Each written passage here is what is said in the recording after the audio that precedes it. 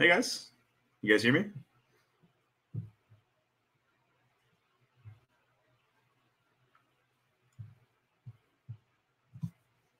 Can you hear me, Matthew? Just making sure my audio is good. All right, cool. Right now, 30 people are registered for the broadcast, and there's only 6 live, so I'm gonna wait a little bit to start the actual slides. But how you guys doing? First, second week of school, right? All been going well?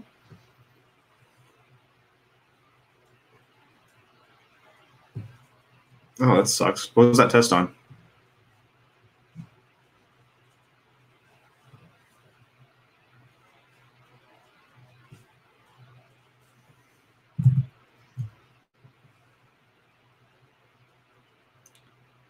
Gotcha. I am almost sure that I failed my first test too. We had a Physics 3 test. I'm a physics major at Clemson, and the test was literally just memorizing vocab like verbatim, and I suck at that. So yeah, if he doesn't give me partial credit, I'm pretty sure I got like a 30, but whatever. Whole semester to recover. You have a full year to recover though. I think you'll be fine, especially the 5 will help you out.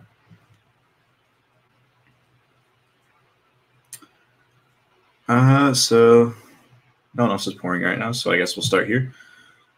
So you brave souls signed up for AP Chem, the dreaded class. My goal here is to make this class seem less intimidating for students.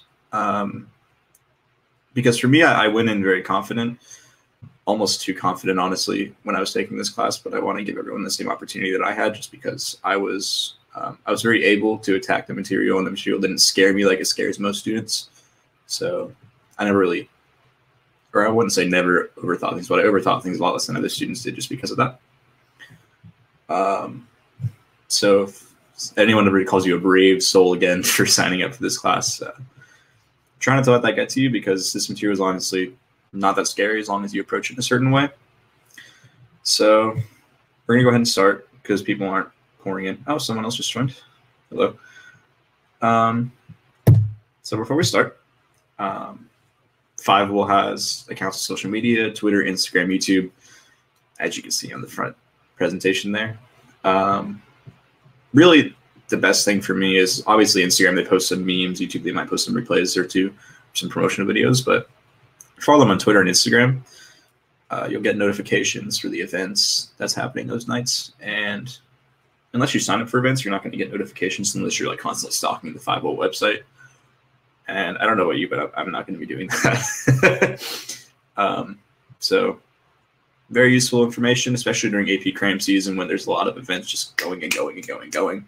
You know, it's very useful to be able to be notified about that kind of stuff, especially on a platform like Twitter or Instagram where, you know, you're already on there in the first place. So you're not really burdening yourself much. So I'm going to introduce myself to you guys first off, just because I'm going to be with you guys the entire year along with the rest of the AP Chem team. I am a Clemson student. I'm a physics major, but I have a biophysics track, which means that I am going to end up studying biophysics instead of just physics, which is physics applied to biological systems. Oh, hi. I don't want to say your name, but it's not bad. I just don't want to get pranked. But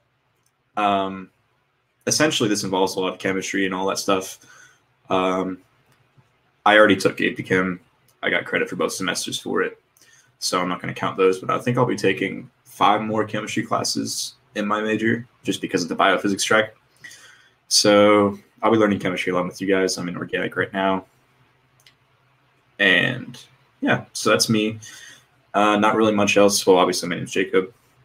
I'm originally from Lexington, South Carolina, which is west of Columbia, South Carolina, which is the capital, smack dab in the middle of South Carolina. But now I go to Clemson University, which is about 2.5 hours, 2 hours away. So I live here now. That's really all that's important about me for you guys. So today we're going to be going over matter, properties, energy, and the dreaded significant figures that are tedious, annoying, but honestly fundamentally necessary for communicating accuracy. So we're just going to go over the basics and all that. And it's really important just to know the basics so you can succeed in knowing the more complex topics. So the first part is matter, obviously. I'm sure everyone here has a vague idea of what matter is, but it's not really ever rigorously defined. So matter is anything tangible as opposed to intangible. For example, like this jar of peanut butter I have right here, this parking pass that I should probably put on my car, this hat that I'm probably not giving back to my friend. So the sort of the requirement that it has to have is must take up physical space with a very distinct geometric volume. So I'm also matter, you're matter, your computer's matter. Anything that you can really touch is matter. That's a good rule of thumb, but it's not a very rigorous one. So here's a list. You have the list on your left side with the metal sheet and the list on your right side with the heat. And which side do you guys think is matter, or which side is matter, right, according to you guys, and which isn't?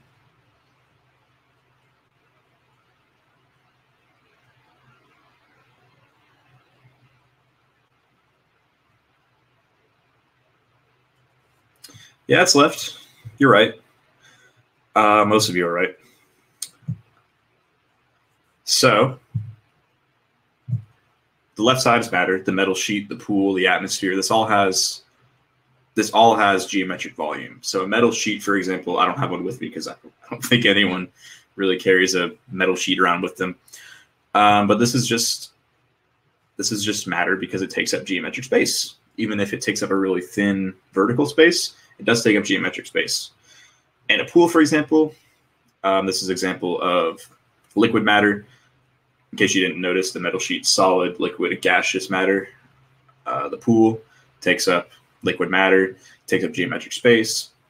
The atmosphere, even if it doesn't seem like it takes up geometric space, it takes up a very small amount of geometric space. Well, actually, no, it takes up all the geometric space around us, but the individual atoms take up a very small geometric amount of space that you probably don't even notice, or I would be surprised if you ever noticed it. That'd be a little strange, honestly. And the right side, heat's kind of hard to rigorously define unless you know gas laws. So I'm not going to go too much into that, but heat is a concept. Even though heat is caused by matter, heat is a concept. It's not matter itself. Light in the same way. You could consider light matter if you're talking about photons, but generally speaking, light isn't matter just because it doesn't take up geometric space, even though we sense it. And sound in the same sense. Sound is a wave, just like light. And this wave itself isn't matter. This wave is a disturbance in matter. So there's a distinction to be made here. Heat, light, and sound aren't matter for these reasons. They don't take up geometric space, even if they do interact with geometric space, if that makes any sense. So first, we're going to be talking about the atmosphere. Or I'm just going to be talking about the atmosphere because it's probably a little hard to conceptualize why it's matter. So the atmosphere is made up of mostly nitrogen gas. Some of it is made up of oxygen gas. A very small proportion is made up of argon gas, and the other is just other things like water. And nitrogen has a diameter of 110 picometers, which is a very small amount. It does fill up physical space, but only 110 picometers per atom. And 1 million picometers is 1 millimeter, which is the size of a very large grain of sand. So essentially, this is 1 million times smaller than a large grain of sand. So you're not really going to notice it, but it is an important distinction to make. It is there. Yeah, Kyle, I will be talking about significant digits. It's towards the end of the stream, the last topic. I won't be going too in-depth with it just because it's not very important for AP, but we will be talking about it. So, in general, it is just very important to make that distinction that the atmosphere actually is made up of things that are matter, and the atmosphere itself is matter because it does take up geometric volume. It takes up the volume surrounding our planet. And something that's not matter are light and sound, which are waves. They're untouchable. You don't perceive them through touch. You perceive sound through hearing. You perceive light through seeing. And in this case, I have a graph of what the waves look like. And these waves, in the case of light, would be differing energy light, but same intensity. And in the case of sound, would be the same loudness, but different pitch. That's not important for you guys. It's just otherwise that graph looks like gibberish. So in terms of whether something's matter or not, think, can I touch it? Which is really not rigorous, and to something that's going to be really dissatisfying. But that's just the truth. If something's matter, you can touch it. Like this cup of water right here, the water inside of it, my headphones that are charging, whatever this is. I don't know what makeup works. But that's a general rule. So we have matter done. So I'm going to be talking about properties. And a property is a description of a specific part of an object. And something that's crucial is a property cannot exist without a host. So for example, if you see a dog, the property of that dog may be its color. It might be a red dog. So the property there is red, but something, you can't have something that's red if that something doesn't exist, right? So the property has to have a host. And in the case of defining these properties in our head, right, we are naturally inductive in behavior, meaning we work from the specific to the general, even though science works from general to specific. So for example, you never really see a general dog. You know, you see a red dog, you see a blue dog. Actually, no, I don't know if anyone's ever seen a blue dog, but you get the idea. And from there, we create these categories in our head and create a system where we define things that are general and things that are specific. So the importance here is that we have an inductive tendency to categorize all these things based off of a shared trait. That shared trait is that that thing over there is a dog. And the differing trait between all of them that we actually sense is the color of the dog, whether that be a yellow dog, a black dog, etc. And there's a lot of different types of properties. I want to be categorizing them here as quality, quantity, relation, action/reaction, place, orientation, environment, and time. So quality is the most basic of the properties, is discrete traits of matter. Quality can quite literally be exactly what you think quality would be. For example, something that can be short, like me. Something can be tall, not like me. Something can be red, blue, loud, quiet. Any qualities, just list off qualities that are coming to your head right now in the chat if you want to. It would really help you learn. Any at all. Because I am really bad with coming up with things on the spot.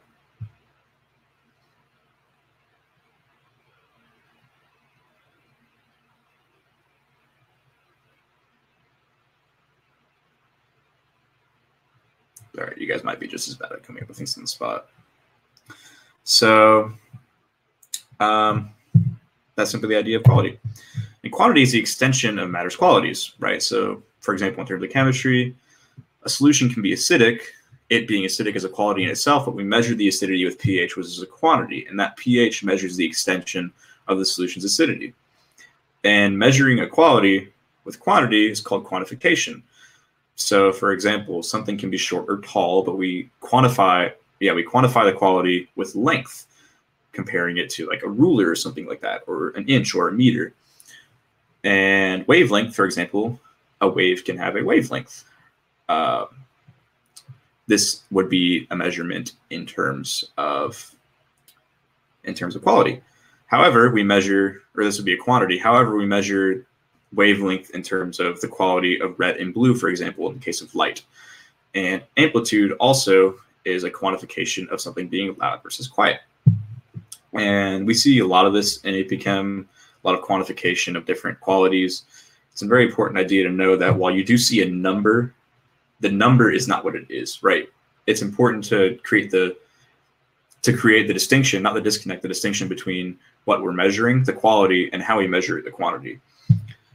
Because if you just see things as numbers in chem, you're going to disconnect yourself and your head with what is actually being measured and what is actually being done naturally, which is not good, because that's going to, first off, that's going to make you fail the exam. Second off, it's going to make you fail your in-class test. Third off, you're just going to not understand chemistry.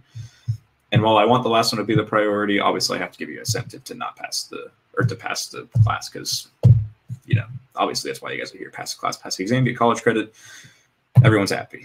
So relation is how a property interacts with other properties. Cause and effect, For example, if I hit this jar of peanut butter, the relation there is that it's being hit, it makes a sound. Pretty simple stuff there. Action/reaction, two properties linked by a process. For example, in this, I put pushing a box and the box being pushed. And in this case, it would be me moving this peanut butter from here to here. And these two properties, the place of the peanut butter and the place of my hand, are linked by a process, which is me moving my hand. And place is just where matter is in space relative to a different thing of matter. For example, that door, it's behind me. It's really that simple. That one you don't really have to rigorously define. Orientation is matter's relative position. For example, facing north. I don't know how I could have worded that in a general way, but we all have a pretty vague idea of what orientation is. Orientation becomes important when talking about chemistry and how things will react. Atoms have to be oriented a certain way to react to each other, or else the positive and negative charges won't attract. All that. I put these three on the slide just because these are especially important in chemistry. Environment, the matter surrounding other matter. So for example, there's a tree outside right there in that window. That matter has the environment of the atmosphere, because that atmosphere is also matter surrounding the original matter in question, which was the tree. Time is just a duration of change. Now and later, like right now, and right now, there's a duration of change between those two things. These are all very important in chemistry. The first one is important in determining whether a reaction will happen. Same thing with environment, and time will be more important when we talk about kinetics, reaction rates, how fast a reaction will occur, how fast two reactions are relative to each other, all that good stuff, which was actually my favorite unit. So we had some practice. Clown fills a rubber balloon with helium gas. Correctly categorize each property of the gas based off of the types of properties like before. The first one is how much gas is pumped into the balloon. The second one is where the gas is being pumped, and the third one is how pure the gas is. Give me the category for the first property.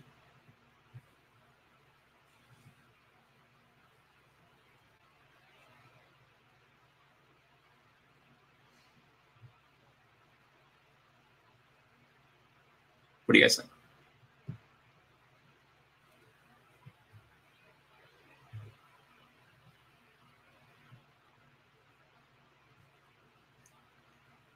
The answer is quantity. It says how much gas. This is a quantification of the gas itself, how much gas there is in space.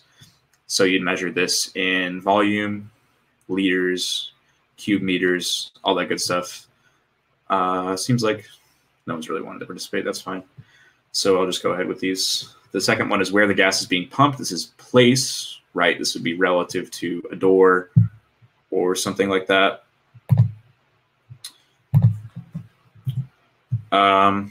Sorry, I had to ban that guy.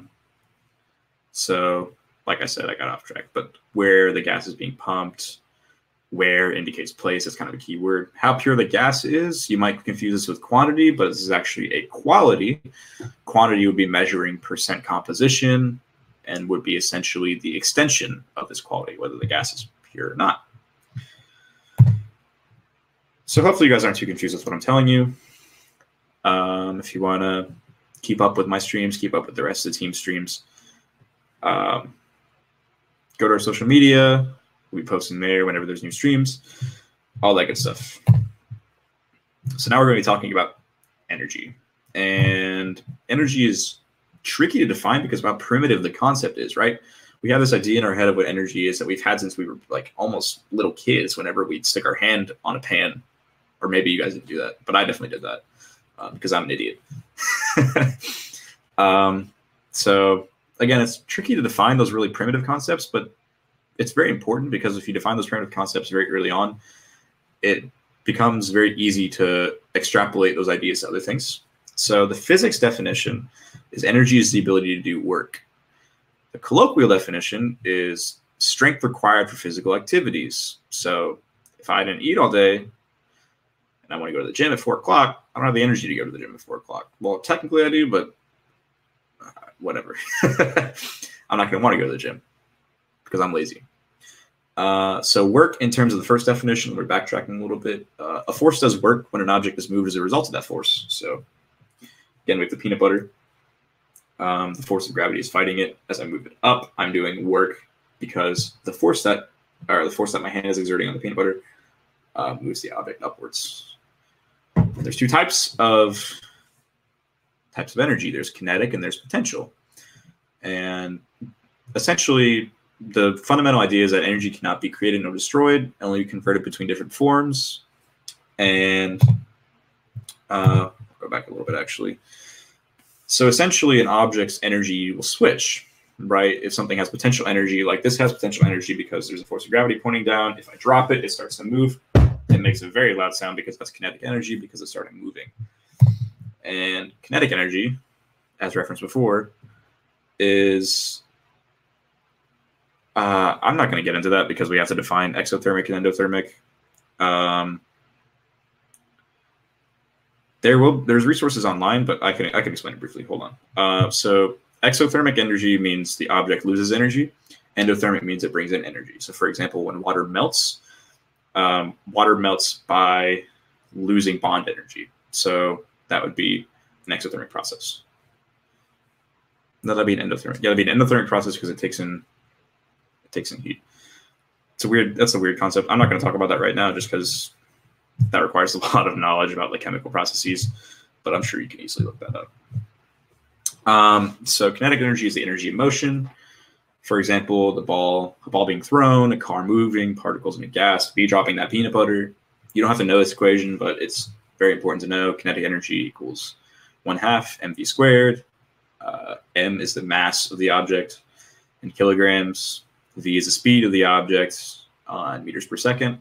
One important thing to know is that this equation is only valid if the object is moving much, much, much less than the speed of light, and the speed of light is about 300 million meters per second. So unless you take higher or upper level physics classes, this definition will suffice. And potential energy exists as a result of the position of an object relative to other objects that exert a force on it. So for example, again with the peanut butter, I don't know why I keep on going to the peanut butter, it's just an easy example. There's a force of gravity pulling it downwards. I hope you guys know that. So the position of the Earth relative to the peanut butter creates a gravitational force which pulls it downwards. And because it exerts a force on that object, there's also potential energy associated with that force. And objects will minimize their potential energy by turning into kinetic energy, always. The object will minimize their potential energy whenever it has the opportunity to. The example there, it's minimizing its potential energy because the potential energy is proportional to the height. So when the height is 0, its potential energy is 0. So it goes from some positive value of potential energy to a 0 value of potential energy. And the peanut butter does that by moving and converting that potential energy into kinetic energy. So this is a very important concept to know for physics, a really important one actually. Not too important for chemistry. You're not going to be asked, like, what does an object do to minimize its potential energy? But it really does help conceptualize things. And the example here, essentially the same with the peanut butter, which is gravitational potential energy. Essentially, that box starts at the top of the incline, and there's a force of gravity pointing directly downwards. And as a result of it pointing downwards, there's a potential energy that's proportional to the height of whatever it is relative to the Earth and the incline. And it will move downwards as a result, minimizing its potential energy as it moves downwards and moving faster and faster and faster, converting more and more and more. You're not going to have to know that, but it's important to know examples for these kind of things. And the next one is chemical potential energy. Now you might be thinking, well, what does this picture mean? And honestly, you don't have to know what this means yet. But this is essentially two water molecules. Water is made up of two hydrogens, and a hydrogen is positively charged, and oxygen, which is negatively charged. And as a result, it creates this molecule that has a negative charge in the front, I guess, if you're looking at the left molecule, and in the back with a positive charge. So when you put two water molecules next to each other, I'll do this example. Let's say they're both oxygens, they're both facing this way. These are the oxygens, these are the hydrogens, and my fingers are the bonds. Unless they are perfectly like this, like perfectly parallel to one another, they're going to rotate, right? So if one's like at a slight angle, the force of attraction, because opposites attract, the force of attraction between that hydrogen and that oxygen on the top is stronger up here because they're closer together. So it will rotate until that positively charged oxygen is aligned with the oxygen, as you see here. And that bond that's created between the negatively charged and the positively charged is called chemical potential energy. This is going to be very, very, very important when you start talking about thermodynamics. And the question that Matthew asked earlier, what's the difference between exothermic and endothermic energy, becomes very, very, very important. So it's very important to know why these store bonds, or why these bonds store energy. And these bonds store energy because there's a chemical attraction between them, because opposites attract and likes repel. And as a result, you have to put in some energy to break that attraction, which is what chemical reactions are, which is really important to know. And the last result, or the last two types that I put in here, are nuclear and electric potential energy. I didn't label this on purpose. I'm going to do a little exercise for you guys, for the smarties here that are a little ahead. So there's two bonds represented here, or there's two types of potential energy represented here, the blue and the purple. So I'm going to ask you guys which ones, or which dashed line represents the electric potential energy. Is it the purple or the blue that's the electric potential energy? Go ahead and answer.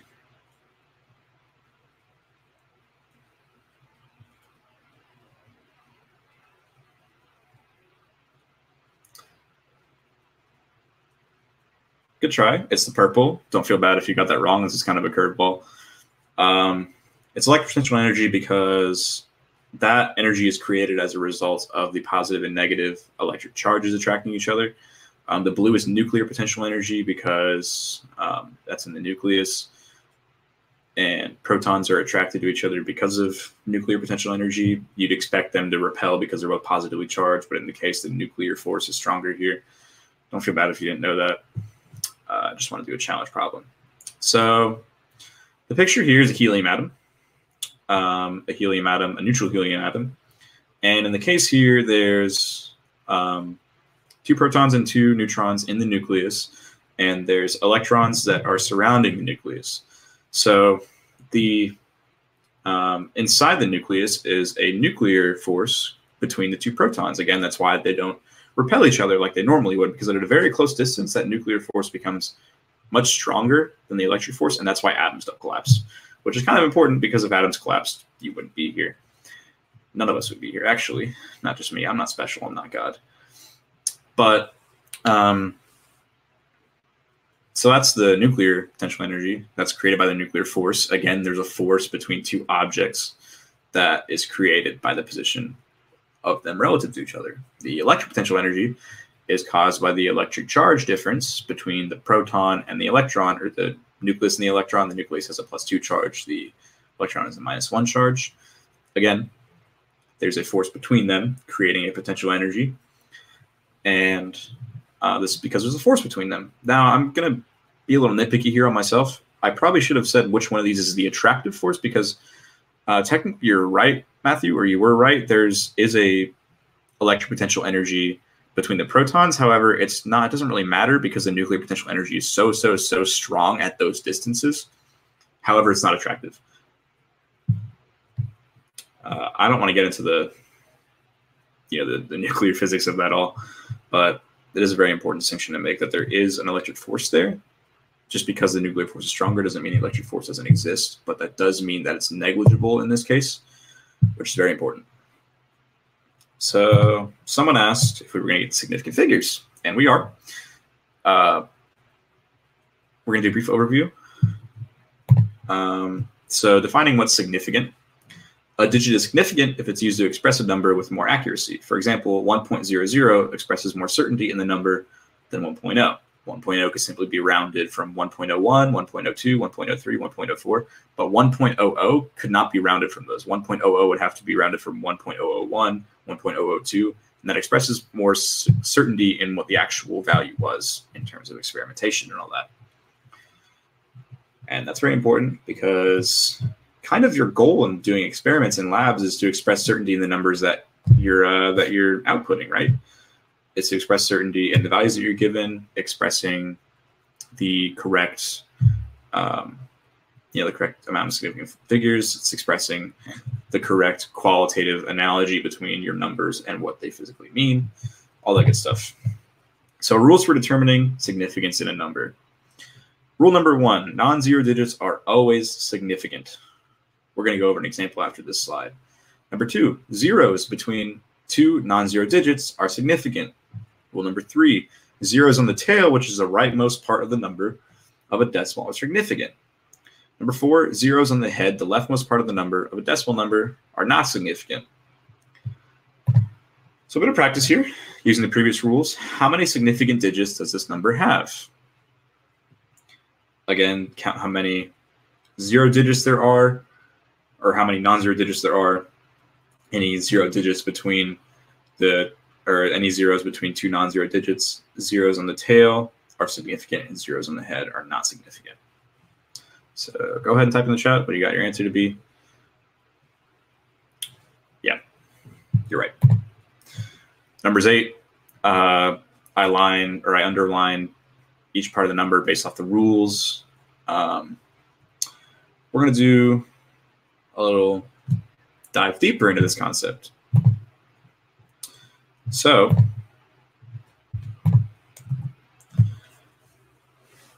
scientific notation. I had to ban that guy again. Scientists use scientific notation because we're incredibly lazy. And by lazy, I mean all those zeros are just, even outside of the terms significant figures, are just not significant to us, right? They don't really matter in the sense of the qualitative observations that we draw from the numbers. So the way we express this is we express this with a number times 10 to whatever power. It essentially moves the decimals. So 22.4, a number that you'll see is important later on when you do gas laws. 2.24 times 10 to the 1 is 22.4. If you want to carry that multiplication, you can.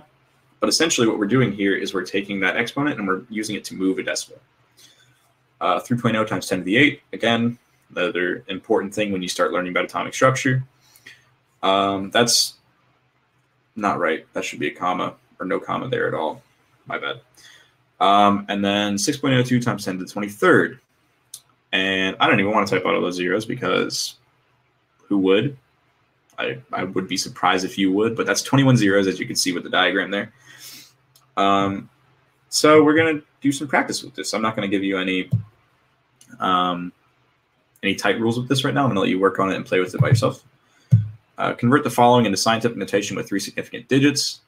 There's 2 numbers here, and there's a challenge where you have an n number of amount of zeros at the end of the number. And your number or your answer should have an n in the final answer, because obviously I have to give you n. You don't have to type these in the chat, just because typing out exponents in the chat and all that and formatting is not fun. I'll go ahead and give you, let's say, 30 seconds to do that. Yeah, that should be good. I'll stop you guys about 30 seconds. Go ahead and go. Let's write it out on paper.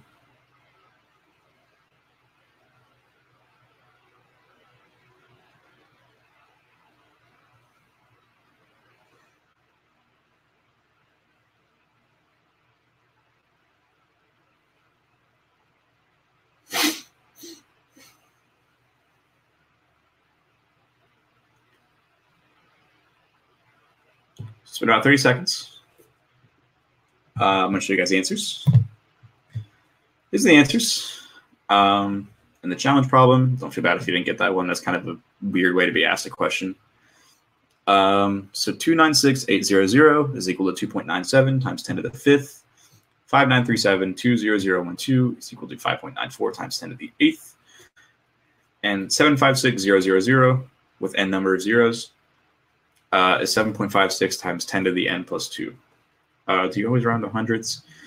Generally, you're not really going to ever see a number in scientific notation that's not rounded to the hundreds. However, it depends on your data here with significant figures and all that.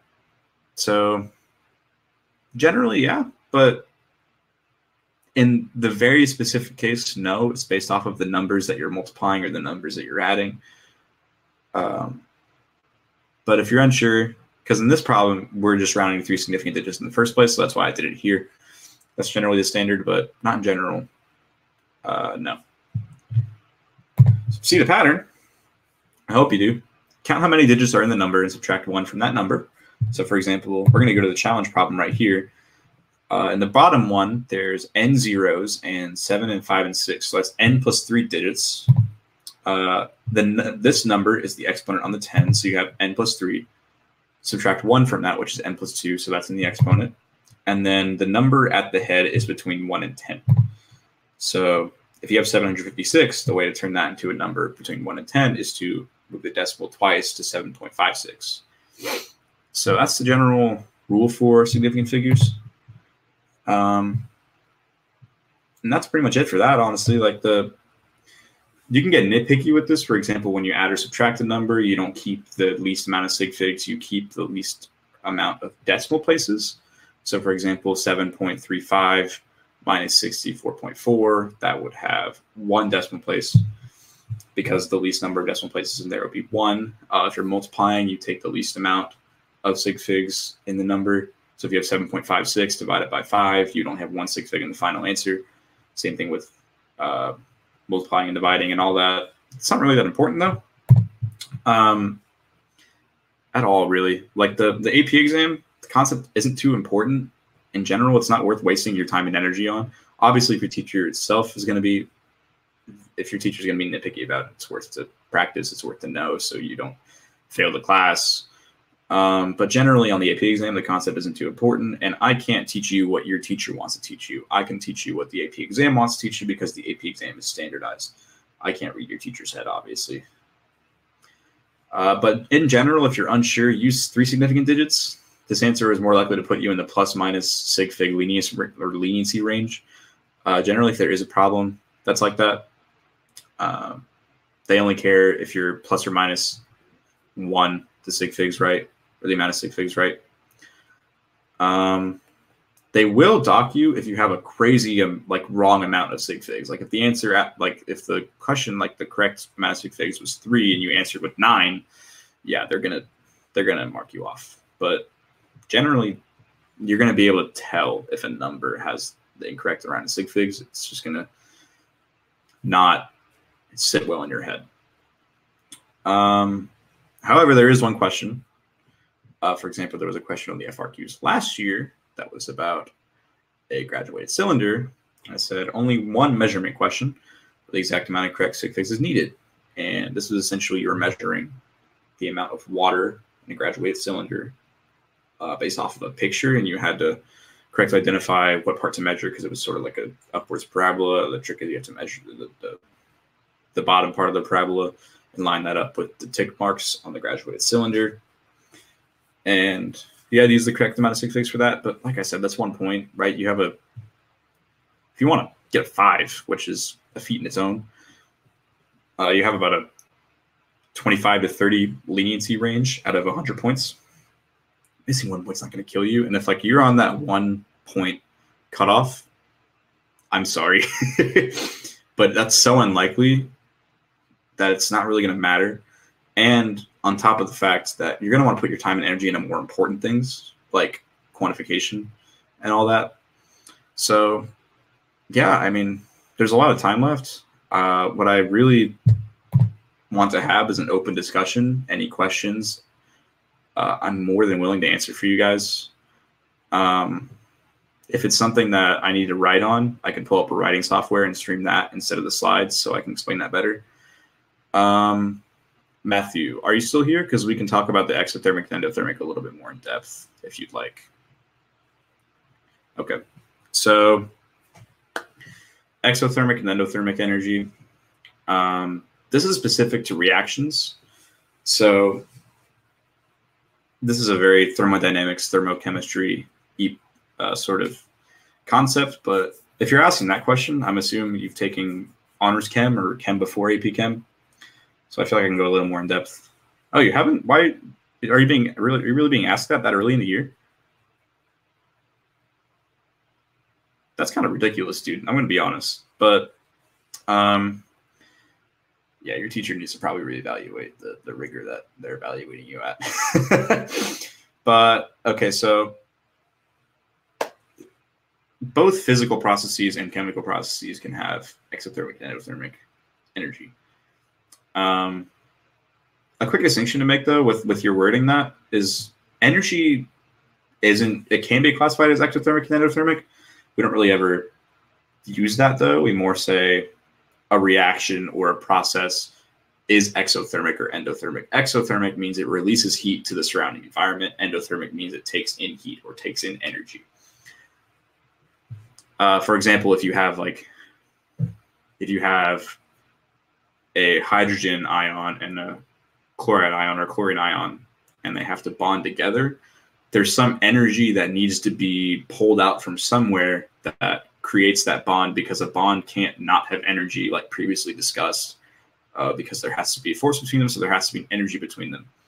So this would be an endothermic process, these two atoms bonding together to create a molecule, because it has to get the energy from somewhere, right? And that energy comes from its surroundings.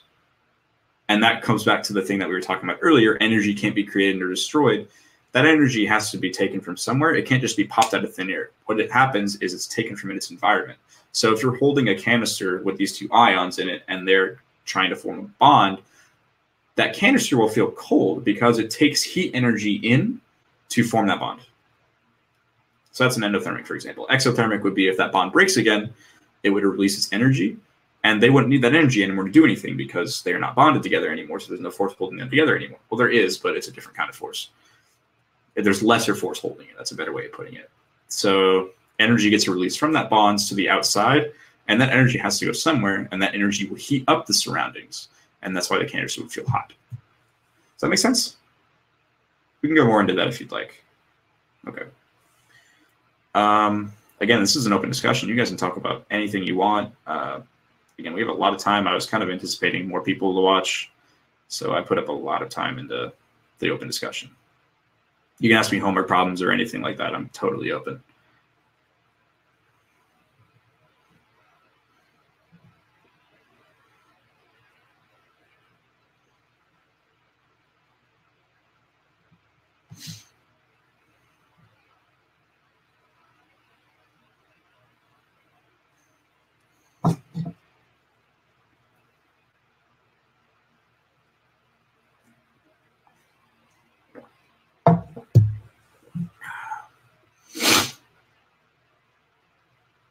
All right, well, I guess that's it. Kind of short on time, but I'm sure that's not going to matter too much. Again, if you want to watch more of these streams, more of my streams, more of my team streams for APChem, or really for any class, you can follow Think5able or at Think5able on any of these platforms. You'll get notifications, especially through Twitter and Instagram, because nobody really uses YouTube for social media anymore, honestly. Or at least I've never met anybody that does that. If they're out there, then let me know. But Instagram, Twitter, great way to reach people. I personally, on the 50 website, there should be a bio for me. If you have any questions, you could contact me through whatever social media is on there, whatever's more convenient to you. I'm willing to help with any moment or any problem you have on your homework, a review, anything like that. I love this subject, so don't feel like you're a burden if you're contacting me.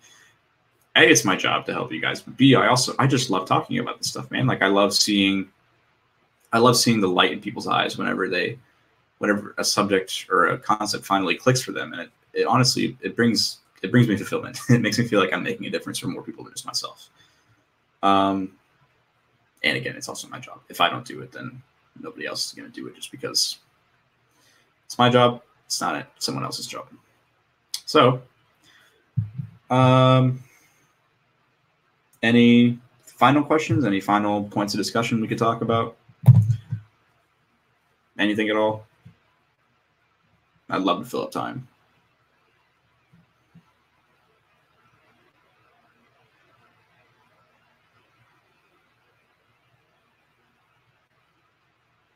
All right. Well, Matthew, I hope your teacher is a lot more easier on you guys. Like I said, if not, you're willing to if you're willing to contact anyone for help, you can. A really important skill is being able to ask for help and knowing how to ask for help. You can contact anyone on the 50 team really about anything, and we'll be willing to help you, because this is our passion. This is why we're working here. So, have a good evening, guys.